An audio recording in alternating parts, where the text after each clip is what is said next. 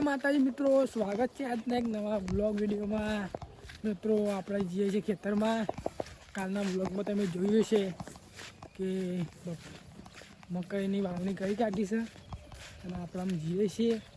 પપ્પા સવારથી જતા રહ્યા હતા ને આજે વળે છે પોણી, એટલે સારા કરવા પડશે અને આજ પોણી વાળી દેવું પડશે અને કાલથી રખવાળી કરવી પડશે, કારણ કે ભૂંડ છે એ મકાઈ ખાઈ જાય અને ગોળી ગાલ છે. એટલે પપ્પા તમે જોજો, પપ્પા આવી ગયા સવાર સવારમાં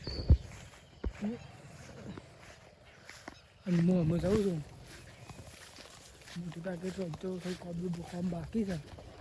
જો પપ્પા વહેલા વહેલા આવીને એકા નાખી દીધી છે. ચલો આપણે શેરા કરીએ અને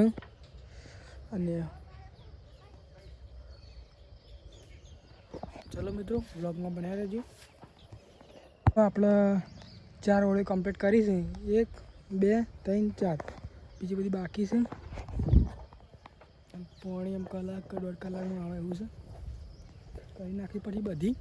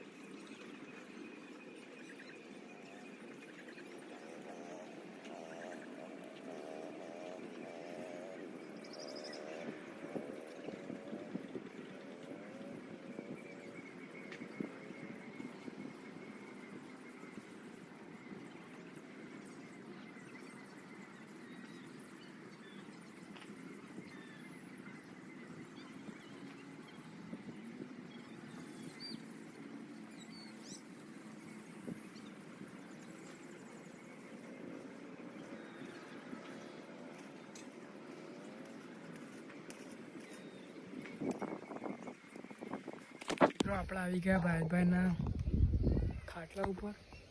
ડાગળો બનાવ્યો છે, ઉપર ડાગળા ઉપર ખાટલો મિલ્યો. આમાં મકાઈ આપણો ચોકણ છે. આ છે મિત્રો ભાઈભાનો ડાગરો. હાલ આપણો આના પર બેઠા હતા અને અમારે તો ઉતરોણ આવી જાય છે. કોઈની પતા ઉતરોણ આવી જાય છે અમારી દિવાળી મોરી.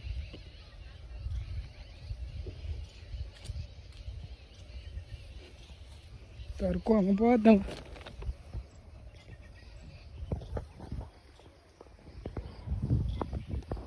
પતંગ સગવા માંડ્યા. કુલદીપભાઈ લૂંટી છે.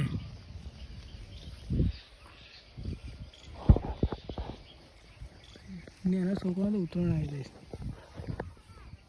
અને ભાઈએ એક જુગાડ કર્યું છે, આપણે બતાવીએ. ભૂંડથી બચવા માટે અને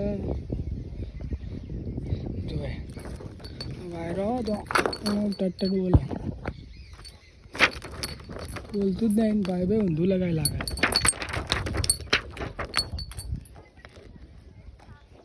આવું એ ગામડાનું ભાલા બોલતું જ નહીં લે.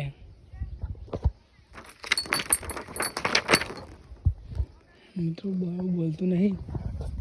વારે કરીએ આપણે મિત્રો આવી વાત કરવી પડશે. ચલો જઈએ આપણા ખેતરમાં. ફાઇનલી મિત્રો આપણા ખેતરમાં પાણી આવી ગયું છે અને પાણી ફૂલ ફાસ આવે છે, એટલે આ તો 2-3 કલાકમાં પી જશે. તમે જોઈ શકો છો.